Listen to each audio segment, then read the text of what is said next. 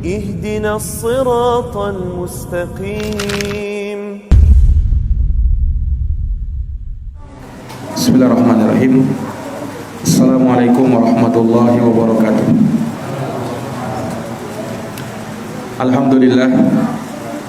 Alhamdulillahi rabbil alamin.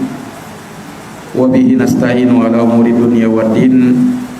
Asyhadu an la ilaha illallah wahdahu la syarikalah, ilahul awwalina wal akhirin. Wa asyhadu anna Muhammadan abduhu wa rasuluhu shadiqul amin.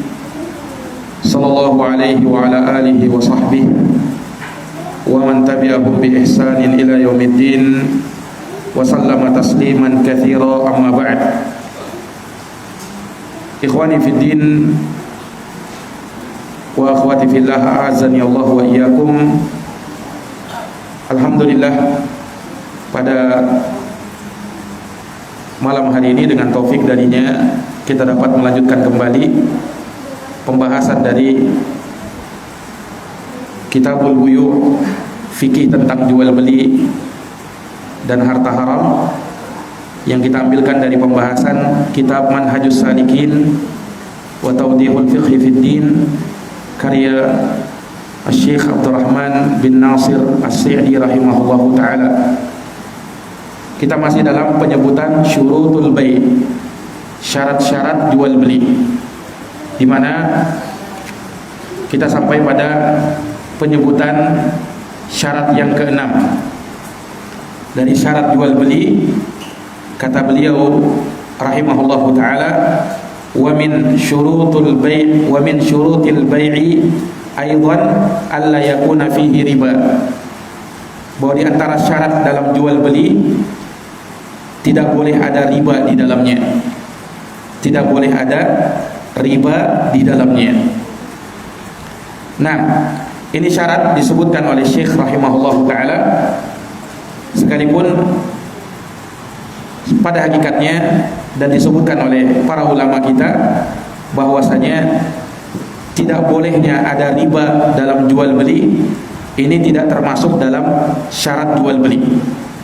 Akan tetapi dia lebih kepada masuk dalam al-buyu' al-manhi anha, jual beli yang terlarang. Salah satu yang diharamkan dari bentuk jual beli apabila di dalamnya ada unsur riba, terdapat riba di dalamnya.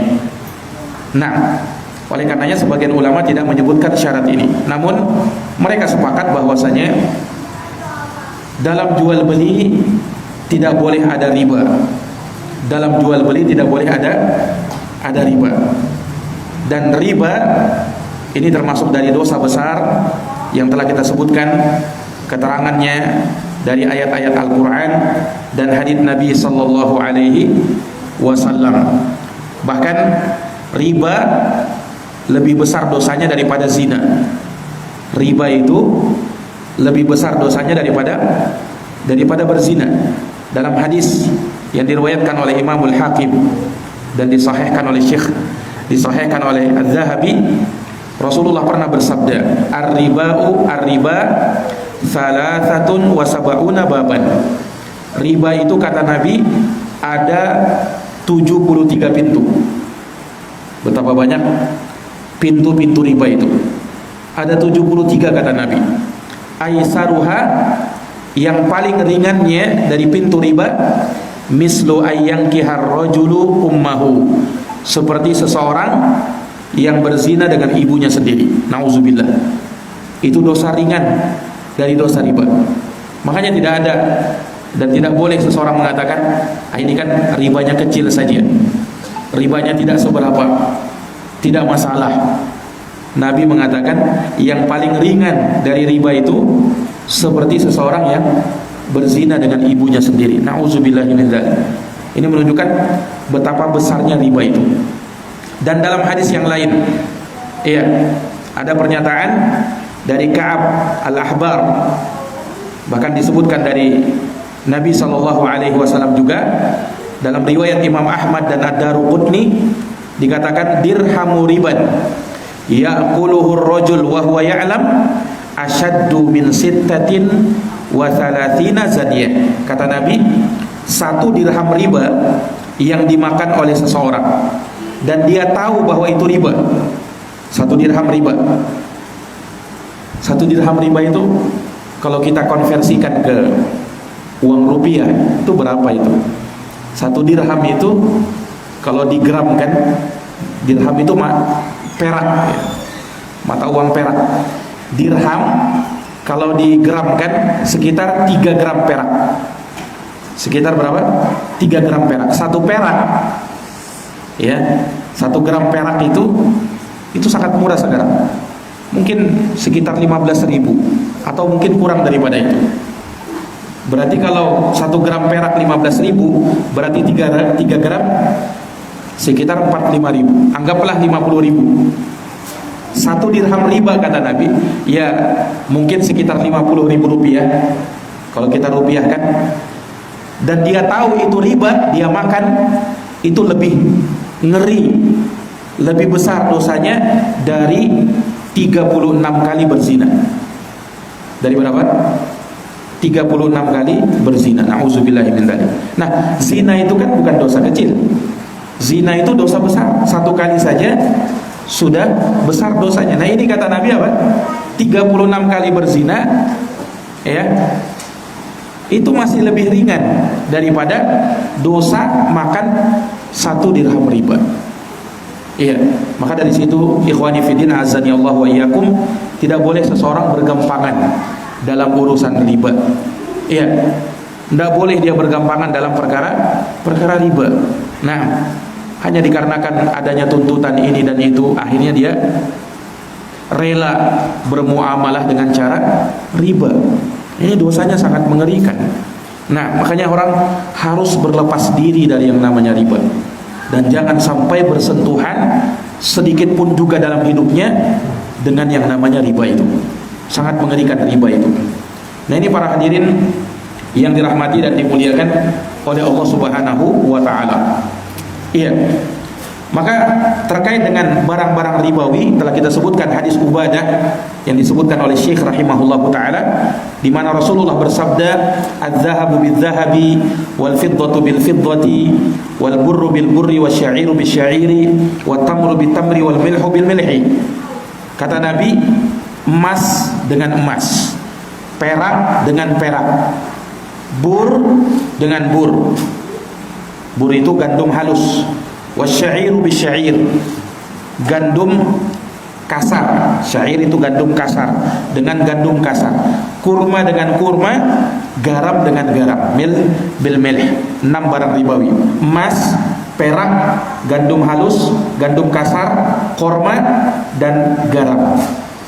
Kata Nabi, ini kalau mau ditukar, mislan bi mislin, sawaan bi sawain, harus sama dan setara. Harus sama dan setara. Fa idza ikhtalafat hadhihi al-asnaf, apabila berbeda jenis, fabi'u kaifa syi'tum, maka silahkan tukar bagaimanapun kalian kehendaki, boleh dilebihkan, akan tetapi idza kana yadan biyadin, selama dia masih kontan, harus serah terima di tempat, cash, tunai. Iya, faman zada aw istazada faqad arba. Siapa yang minta, siapa yang menambah atau minta ditambah, maka dia telah berbuat riba. Hadis sahih riwayat Imam Muslim. Telah kita sebutkan kaidah riba dalam hal ini, ya, di mana apabila barang ribawi, yaitu sejenis tukar emas dengan emas, maka syaratnya 2. Harus sama dan harus serah terima di tempat. Tidak boleh dilebihkan, tukar emas 5 gram dengan emas yang 6 gram. Kenapa dia berani tukar begitu? Karena satunya emas 5 gram ini emas baru, yang 6 gram emas lama. Sekalipun ada perbedaan seperti itu, kalau ditukar ini riba. Sebab barang emas itu barang ribawi, sejenis. Nah, apalagi kalau misalnya ditukar 5 gram dengan 6 gram dan ada tidak tunai, yang satunya menyerahkan hari ini, yang satunya menyerahkan besok. Itu terjadi riba dua jenis sekaligus, riba fadl dan riba nasiah. Riba fadl itu kalau ada kelebihan. Kalau riba nasiah kalau ada tertunda, tidak tunai transaksinya pada barang ribawi tabinya, pada barang ribawi. Kalau di luar barang ribawi tidak masalah, kita tidak tunai kredit, tidak ada masalah. Karena bukan barang ribawi. Beli handphone misalnya, handphone bukan barang ribawi, dengan cara dicicil, boleh tidak? Boleh. Tetapi kalau beli emas dengan cicil, itu tidak boleh, tidak diperbolehkan. Kenapa? Terjadi riba nasiah. Karena emas dan uang barang ribawi, emas dan uang barang ribawi, dan ilahnya kelompoknya sama, yaitu sama-sama samaniyah, sama-sama alat tukar. Dulu orang menjadikan emas sebagai alat tukarnya. Nah, jika tidak boleh beli emas secara online, karena itu riba nasiah. Demikian pula kalau beli perak secara online atau tidak tunai transaksinya. Nah, demikian pula pada barang ribawi yang bersifat makanan, yaitu korma, garam, gandum halus atau gandum kasar. Nah, maka tidak boleh terjadi transaksi yang sejenis kecuali dua syaratnya tadi, harus tunai dan harus sama. Emas atau beras termasuk barang ribawi, dikiaskan karena dia makanan dan dia ditakar dan ditimbang, apalagi dia makanan pokok.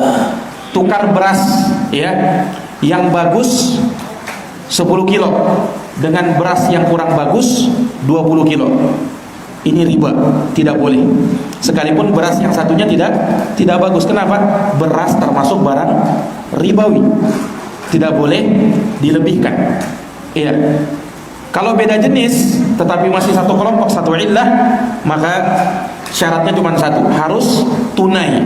Misalnya ada orang barter antara beras dengan gandum, boleh berasnya 1 kilo, gandumnya 2 kilo, boleh dilebihkan, boleh, tidak sama takaran dan timbangannya, tetapi harus tunai. Kapan misalnya dia bilang, ini berasku, mana gandummu? Gandumnya nanti saya serahkan besok. Ini riba nasiah, ini tidak boleh. Kenapa dihukumi barang ribawi? Kenapa dihukumi riba? Karena dia barang ribawi, beda jenis tapi satu illah, satu kelompok, maka harus tunai transaksinya. Tidak boleh apa? Tidak boleh tertunda. Nah, berbeda kalau dia bukan barang ribawi.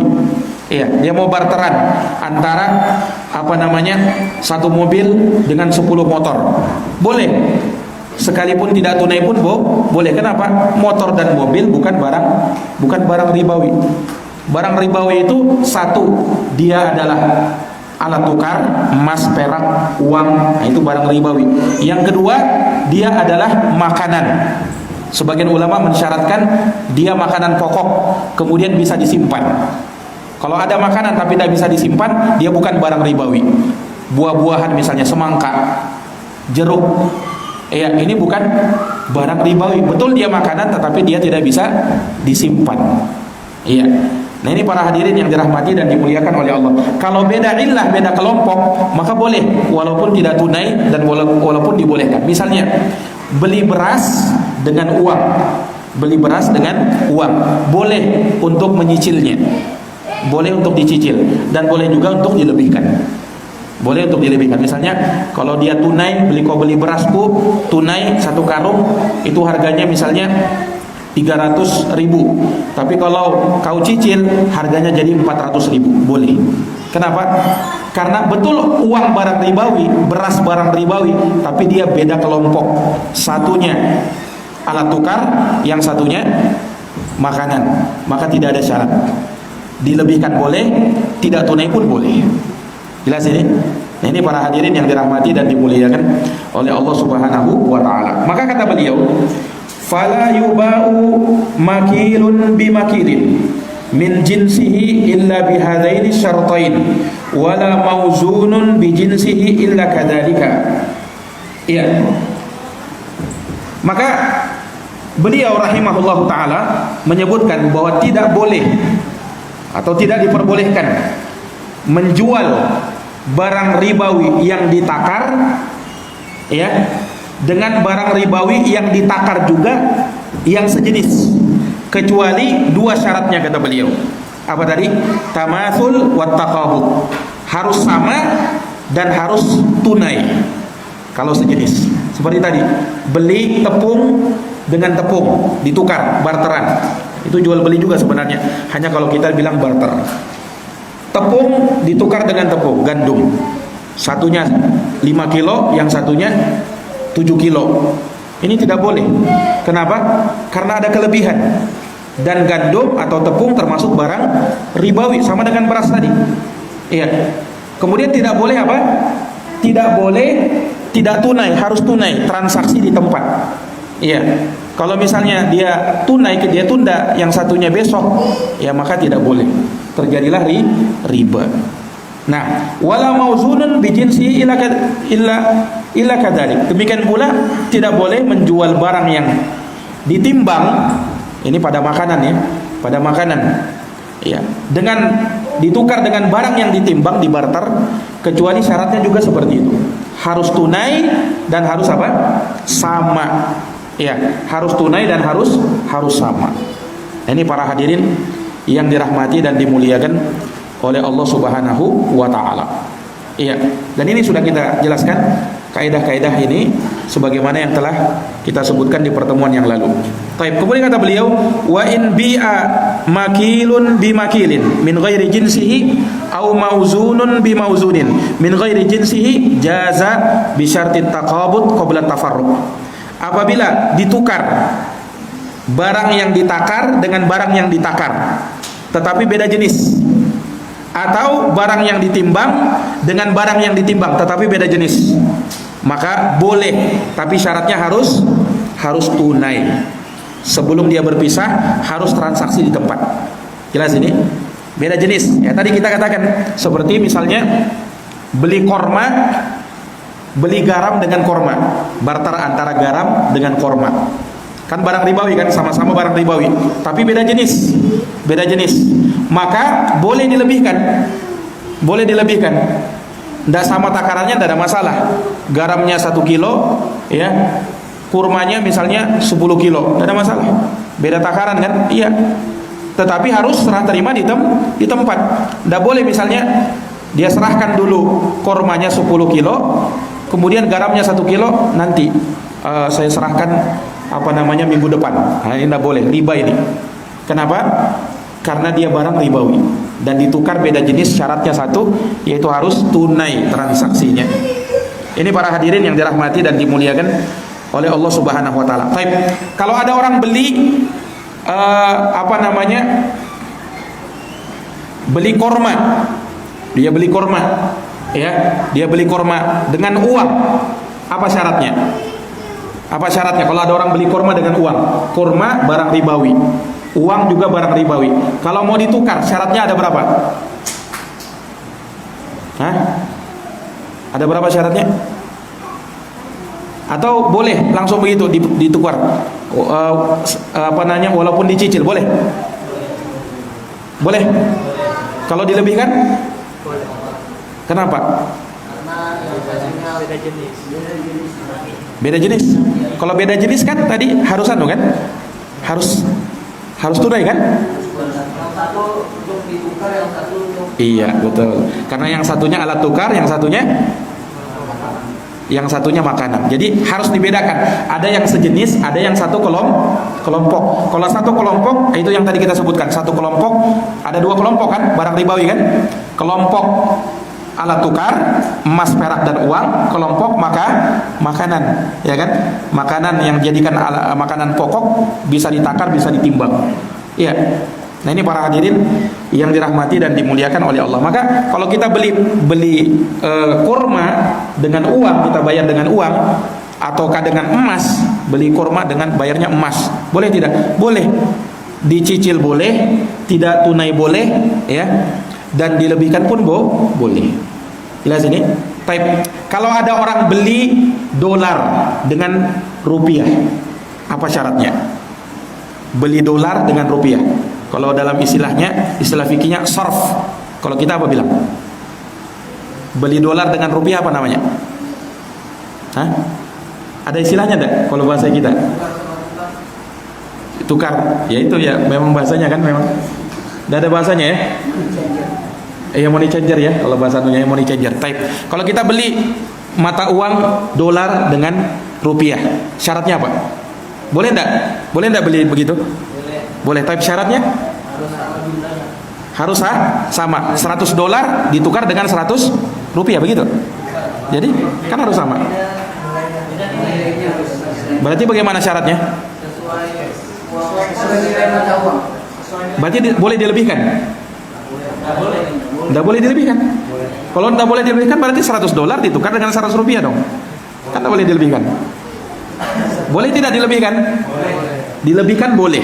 Tapi harus tunai. Syaratnya cuma satu, harus tunai. Nah, itu kalau kita mau money changer dengan mata uang yang berbeda. Boleh, silahkan. Dilebihkan tidak masalah. Tidak mungkin kita mau tukar 100 dolar dengan 100 rupiah, ya kan? 100 dolar sekarang mungkin 1.500.000 sekarang harganya, ya kan? Nah, sama. Dilebihkan boleh karena beda jenis, sama-sama mata uang tapi beda jenis, satunya dolar, satunya rupiah. Tapi syaratnya harus tunai. Maka tidak boleh kalau misalnya ada yang tukar dolar, sini dolarnya dulu, rupiahnya kapan? Sebentar lagi saya ambil, mungkin 2 jam lagi mau diambil di rumahnya. Boleh enggak? Tidak boleh, karena tidak tunai. Kau ambil dulu uangmu, ambil dulu uang, baru kita transaksi. Tidak boleh saya kasih dulu uangnya baru nanti rupiahnya, nanti tidak boleh, itu riba. Nah, jadi kalau sorof seperti itu money changer maka boleh dilakukan, tetapi syaratnya harus tunai. Mau tukar rupiah dengan dolar atau rupiah dengan real, rupiah dengan ringgit, rupiah dengan euro dan mata uang yang lainnya. Syaratnya seperti itu. Nah, ini ikhwani fiddin azani Allahu wa iyyakum. Nah, terus bagaimana kalau transaksi di ATM? Kalau kita mau transaksi kan kadang kita di luar negeri ada kan ATM yang bisa, ATM kita itu bisa juga untuk di luar negeri, ya kan. Nah, orang kadang haji atau umrah itu dia bisa ambil uangnya di ATM yang ada di luar negeri, ya kan. Itu bisa. Itu tunai atau tidak itu? Tunai kan itu kan? Tunai itu. Apalagi langsung kan kita ambil uang kita langsung dirubahnya ke real atau ke dolar, ya. Makanya dulu waktu kita di Yaman dulu seperti itu. Nah, ambil rupiah, kita ambil yang keluar bukan rupiah, karena tidak ada rupiah di negeri Yaman dulu itu, ya. Yang ada cuman kita bisa ambil kalau tidak dolar atau real. Kalau tidak dolar atau real. Makanya dulu kita sering lihat kurs perbedaan berapa sekarang harga rupiah. Nah, karena itu mempengaruhi itu. Kalau kita di luar negeri itu sangat mempengaruhi. Nah, kalau agak naik sedikit kita ambil. Nah, ini agak naik kanunya. Nah, kalau kita mungkin di Indonesia tidak terlalu pikir ya berapa harga rupiah sekarang dengan dolar. Ya, walaupun nanti pengaruhnya di harga barang kita. Taib. Ikhwani fiddin a'azani Allahu wa iyyakum. Insyaallah sudah paham ya terkait dengan kaidah penukaran barang ribawi. Ya. Nah, ini ikhwani fiddin a'azani Allah wa iyyakum. Baik. Kemudian kata beliau, wa in bi'a makilun bimauzunin aw aksuhu jaza walau kana al-qabd ba'da tafarruq. Apabila ditukar yang ditakar dengan yang ditimbang. Ya, di sini dimaknakan yang diinginkan oleh penulis, ya, maksudnya itu kalau beda kelompok. Kalau beda kelompok. Ya. Ya, karena menurut penulis yang ditimbang itu emas dan perak. Kalau yang ditakar itu makanan-makanan tadi. Tetapi wallahu alam yang lebih tepat kalau dikatakan untuk uang, untuk emas dan perak itu ilahnya dia barang ribawi. Sebabnya kenapa dia barang ribawi? Karena dia alat tukar. Alat tukar. Nah, makanya orang tidak boleh bermain-main dengan alat tukar itu. Maksudnya syaratnya ketat, sebab itu kebutuhan manusia yang sifatnya primer. Coba antum lihat pada barang-barang ribawi itu bukan pada barang-barang yang sifatnya sekunder atau apalagi tersier. Kebutuhan itu kan ada 3 ya, primer, sekunder, tersier. Yang paling pokok itu apa? Primer. Dan itu terjadi pada barang ribawi. Uang, kebutuhan apa itu? Primer. Kemudian beras, makanan pokok, ya kan, itu kan primer itu. Nah, makanya syariat itu menjaga ekonomi umat. Syariat itu menjaga ekonomi umat. Kapan kita melakukan penukaran dan pada makanan-makanan atau pada kebutuhan-kebutuhan primer, ya, ini bisa membahayakan bagi masyarakat kecil, ya kan, bisa membahayakan masyarakat miskin. Ya mungkin bagi orang kaya tidak terlalu terpengaruh, tapi untuk orang miskin itu sangat berpengaruh. Nah, sehingga syariat untuk menjaga jangan sampai ekonomi umat itu rusak, maka diterapkan aturan seperti tadi. Ya kan, mungkin kita heran loh, kenapa barang-barang seperti itu syaratnya harus begitu. Nah, karena syariat Islam sangat menjaga ekonomi apa? Ekonomi umat. Ini kalau sudah barang-barang pokok itu, kebutuhan primer itu terganggu harganya, kan yang merasakannya siapa? Orang-orang miskin. Nah, Islam tidak menginginkan hal yang demikian. Makanya syaratnya ketat kalau terjadi pertukaran. Beda kalau kebutuhan yang sekunder, yang tersier, itu tidak terlalu ketat syaratnya, ya kan? Orang mau beli mobil, ya, mau beli motor, itu tidak terlalu syaratnya itu biasa saja. Nah, ini ikhwani fiddin, a'azani Allahu wa iyyakum. Baik. Maka kata beliau, jadi kalau misalnya terjadi penukaran barang ribawi, yang satu beda kelompok, beda illah, ya, antara alat tukar dengan apa? Antara alat tukar dengan makanan misalnya. Maka kata beliau, jaza walau kana al-qabd ba'da tafarruq. Boleh walaupun tidak tunai. Walaupun tidak tunai, dilebihkan juga boleh, tidak tunai juga boleh. Karena sudah beda kelompok. Apalagi kalau bukan barang ribawi. Apalagi kalau bukan barang ribawi. Baik. Kemudian Syekh menyebutkan satu kaidah dalam bab riba. Kata beliau, wal jahlu bit tamatsul kal ilmi bit tafadul. Wal jahlu bit tamatsul kal ilmi bit tafadul. Kata beliau rahimahullahu taala, kejahilan, ketidaktahuan, ya, bit tamatsul terhadap barang ribawi, apakah dia setara, apakah dia sama, ya, itu sama saja dengan kita tahu, ya, bahwa terjadi kelebihan antara dua barang ribawi tersebut. Paham maksudnya? Jadi ada barang ribawi, dua barang ribawi sejenis, kita tidak tahu takarannya berapa, ukurannya berapa. Tetapi dengan ketidaktahuan kita itu, akhirnya tetap kita lakukan transaksi. Ini tidak boleh, karena ketidaktahuan kita terhadap barang ribawi, ukurannya berapa, itu sama saja kita tahu bahwa pada dua barang ribawi tersebut ada kelebihan. Paham? Misalnya, kita mau tukar satu kantong beras dengan satu kantong beras. Kan beras kan barang-barang ribawi kan? Kalau ditukar harus sama dan harus tunai. Baik. Ketika misalnya ada satu kantong beras ditukar dengan satu kantong beras, berapa berasmu ini, satu kantong ini berapa kilo? Oh, saya tidak tahu. Yang ini tidak tahu juga. Boleh tidak ditukar? Tidak boleh. Kenapa? Nah, ini kaidahnya tadi. Al jahlu bit tamatsul kal ilmi bit tafadul.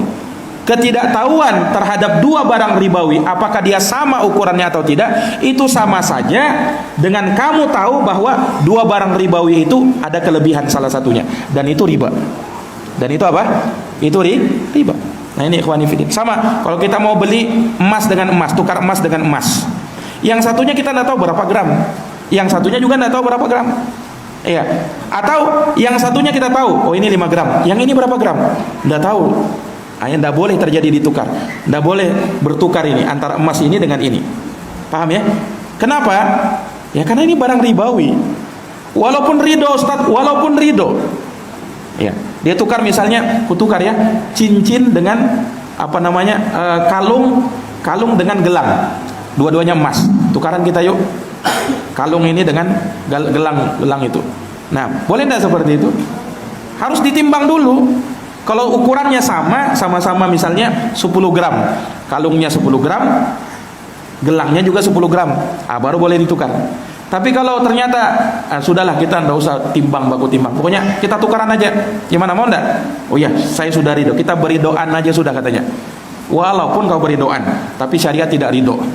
Syariat tidak ridho. Nah, karena emas barang ribawi, kalau mau ditukar harus apa? Harus sama. Ya, harus setara. Nah, ini para hadirin yang dirahmati dan dimuliakan oleh Allah. Makanya pernah kita sebutkan hadisnya yang Nabi ketika makan kurma, ya kan, kurmanya bagus, Dikasih sama Abu Hurairah. Nabi tanya ini, wahai Abu Hurairah, kamu dapat kurma dari mana? Kok bagus sekali nih kurmanya ini?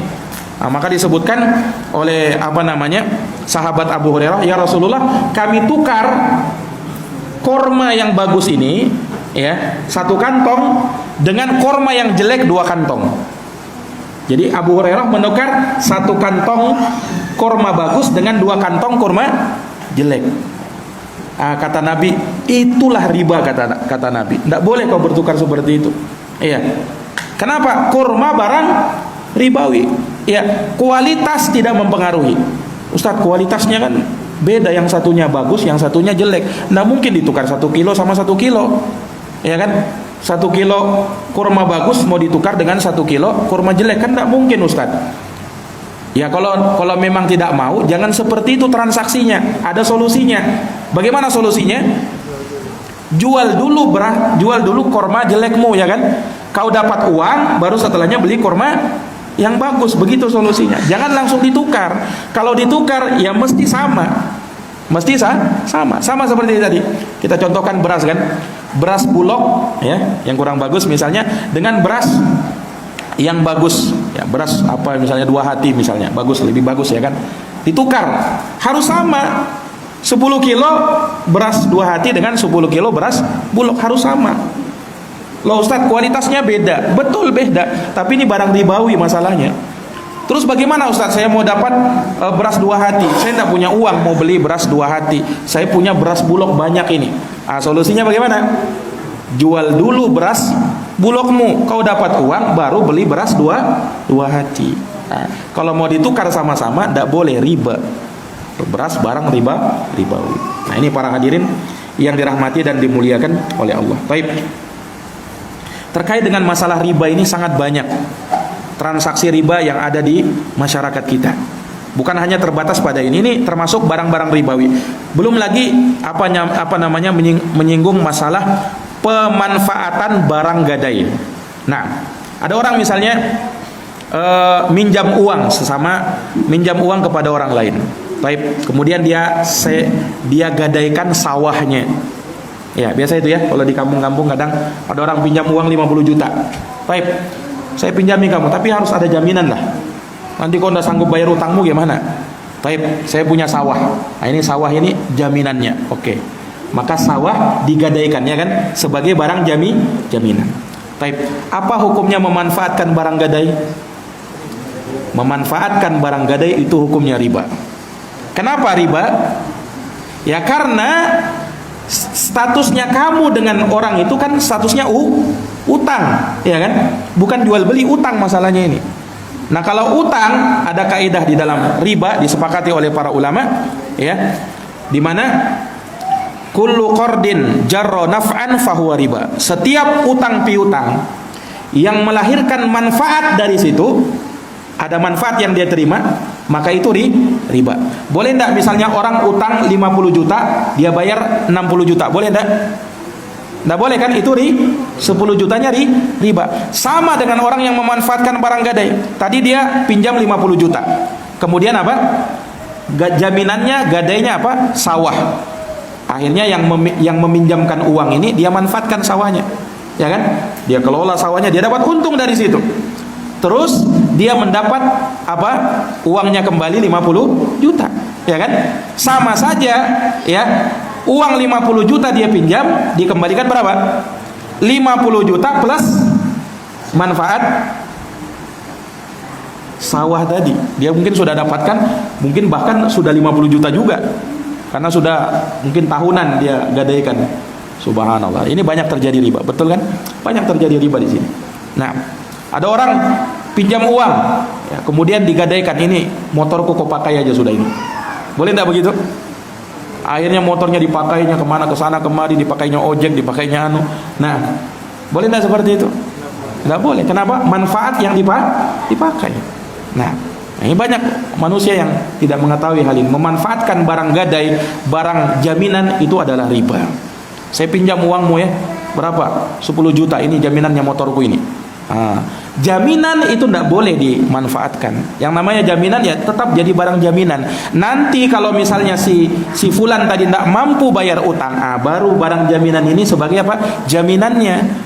Terus bagaimana? Langsung disita? Tidak juga langsung disita. Nah, ini juga termasuk kezoliman ya, ketika ada orang utang kemudian tidak sanggup bayar langsung main sita saja dia. Nah, langsung main sita, tidak boleh. Terus bagaimana solusinya Ustaz? Solusinya barang gadai tadi, barang jaminan dijual untuk menutupi utang. Jangan langsung disita. Ya, ternyata barang gadainya ya ternyata lebih mahal ya kan dari utangnya. Lebih banyak, lebih besar. Nah, itu kezoliman kalau dia ambil semua. Dia utangnya 50 juta. Barang gadainya kalau di total dijual harganya 100 juta. Tidak boleh langsung main sita. Nah, dia jual itu, 50 juta dia ambil, 50 jutanya dia kasih sama pemilik barang gadai tadi. Barang gadai itu tetap jadi milik siapa? Yang meminjam uang, bukan miliknya yang meminjamkan uang. Nah, jelas ini. Nah, ini para hadirin yang dirahmati dan dimuliakan oleh Allah. Maka memanfaatkan barang gadai, hukumnya apa? Hukumnya riba. Baik. Contoh misalnya, ada contoh. Ada orang misalnya beli tanah, beli tanah, baik. Kemudian harganya diutang, ya, harganya diutang, baik. Berapa harganya? 200 juta tanah ini, baik. DP-nya 20 juta. DP-nya berapa? 20 juta. Sebagai jaminannya mobilku ini. Sebagai jaminannya berapa? Mobilku ini. Nah, boleh tidak seperti itu? Boleh atau tidak? Kemudian dia manfaatkan mobilnya. Boleh atau tidak? Kenapa tidak boleh? Mengambil manfaat dari barang gadai. Antum kurang jeli kayaknya. Akadnya tadi apa? Bukan utang, jual beli. Bedakan jual beli dengan utang. Kalau yang pertama tadi murni utang. Kalau ini apa? Jual beli, walaupun sifatnya kredit. Ya, itu bukan utang itu. Yang dilarang memanfaatkan barang gadai kalau dia utang, murni utang. Tapi kalau kredit itu jual beli. Kredit itu jual beli. Ketika dia transaksinya seperti itu, boleh dia manfaatkan barang gadai. Kenapa? Karena akadnya jual beli. Sama saja sebenarnya dia beli tanahnya itu 200 juta plus manfaat harga tanah itu plus manfaat mobil. Itu sah yang seperti itu boleh. Jelas ini? Nah, jadi manfaat barang gadai nanti riba kalau transaksinya apa? Utang. Transaksinya utang murni. Tapi kalau jual beli boleh enggak? Boleh, asalkan memang transaksi tersebut disepakati di awal. Disepakati di awal, baru boleh memanfaatkan barang gadai. Nah, ini para hadirin yang dirahmati dan dimuliakan oleh Allah Subhanahu wa taala. Dan ini banyak terjadi ya terkait dengan masalah memanfaatkan barang gadai, dan itu dari perkara yang diingkari oleh para ulama rahimahumullahu taala. Termasuk juga dari riba yang banyak terjadi di masyarakat, yaitu menetapkan adanya penalti. Menetapkan adanya penalti atau apa istilahnya? Bukan penalti 12 pas ya, bukan. Denda. Denda itu istilahnya juga penalti orang bilang. Nah, denda karena terlambat bayar utang. Nah, atau bayar kredit. Nah, itu apa? Itu riba itu ya, kawan. Nah, sering terjadi kan? Nah, bahkan kita telat bayar air, tagihan listrik, bisa didenda juga itu. Terus bagaimana itu? Boleh enggak itu? Nah, ikhwani fiddin azani Allah wa iyyakum. Ulama sepakat bahwa adanya penalti, adanya denda akibat keterlambatan bayar utang, hukumnya adalah riba. Itu sepakat ulama, tidak ada perselisihan di kalangan para ulama rahimahumullahu taala. Makanya kredit-kredit di zaman sekarang itu tidak lepas dari yang seperti ini, ya kan? Ya, kecuali kalau memang kreditnya syariah, dia tidak menerapkan penalti atau denda akibat terlambat bayar utang. Ustadz, saya mampu ya untuk bayarnya tepat. Tidak terlambat saya bayar Ustadz. Boleh enggak? Tetap enggak boleh. Kenapa? Kita sudah menyepakati transaksi riba, ya kan? Boleh enggak menyepakati transaksi riba? Enggak boleh. Kan kita sudah sepakat, ya, kalau nanti saya terlambat, saya bayarlah dendanya. Ya kan begitu kan? Nah, walaupun kamu tetap tepat bisa bayarnya tepat, ya, tapi kamu sudah melakukan pelanggaran, yaitu menyepakati kalau terlambat saya bayar dendanya. Itu masalahnya. Kesepakatan tidak harus di lisan, tetapi antum sudah tanda tangan, berarti itu sudah menyepakati, ya kan? Nah, ini ikhwani fiddin azani Allahu wa iyyakum. Maka itu termasuk riba. Termasuk juga ya dalam transaksi kredit. Biasanya kalau kredit itu begini. Ada orang menawarkan barang, ya, motor kah atau mobil kah, dengan cara kredit. Kreditnya itu berkelas. Nah, maksudnya begini, kalau kau kredit motor ini selama 1 tahun, harganya sekian. Kalau 2 tahun, harganya sekian, lebih mahal daripada yang 1 tahun. Kalau 3 tahun, harganya sekian, lebih mahal lagi daripada setahun dan yang 2 tahun. Boleh enggak begitu? Banyak begini kan? Boleh enggak begitu? Boleh.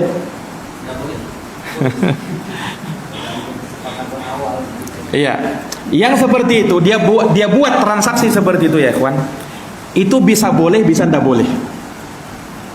Boleh, ya, enggak boleh dulu ya.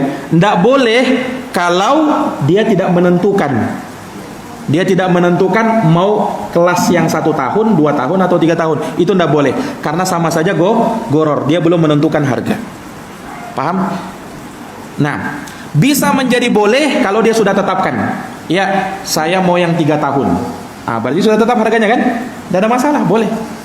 Tetapi dengan syarat, kalau misalnya yang mengkredit ini tidak sanggup, maka terkadang mereka langsung pindah kelas. Kalau tidak sanggup ini ya sudah kita jadikan 4 tahun. Jadi berbeda harga kan? Nah, yang seperti ini riba, itu tidak boleh. Nah, ini ikhwani fiddin azani Allahu wa iyyakum. Dan itu harus kita detail ya dalam masalah-masalah yang seperti banyak riba-riba yang terjadi di tengah masyarakat kita. Ya, ada yang memang sifatnya itu memang terlarang secara mutlak, ada yang perlu dirinci. Nah, ada yang perlu dirinci. Apalagi di zaman kita sekarang ini orang-orang itu suka ngutang, suka mengkredit, ya kan? Nah, suka mengkredit barang sampai ya ibu-ibu itu apalagi panci juga di kreditnya. Nah, iya, memang. Panji juga di kreditnya, saking hobinya mengkredit itu barang. Iya. Padahal kebiasaan mengkredit itu kurang bagus ya. Walaupun dibolehkan secara syariat selama tidak ada riba. Boleh aja mengutang itu boleh, kredit itu boleh. Tapi kalau kebanyakan kredit, kita tidak tahu ajal kita kapan datang ya kan. Nah, kalau mati baru banyak kreditnya gimana? Nah, itu juga harus dipikirkan. Itu juga harus dipikirkan. Kalau misalnya memang betul-betul butuh, ya kita lagi butuh ini dan tidak terlalu banyak kredit lah, ya maka silahkan, ya kan. Asalkan dia memang mampu membayarnya dan tidak ada riba. Nah, itu syaratnya juga, tidak ada riba. Nah, ini ikhwani fiddin a'azani Allahu wa iyyakum. Dan masih banyak lagi beberapa pembahasan terkait dengan riba ini dan nanti akan kita bahas di pertemuan yang akan datang. Bismillahirrahmanirrahim. Wallahu a'lam bishawab.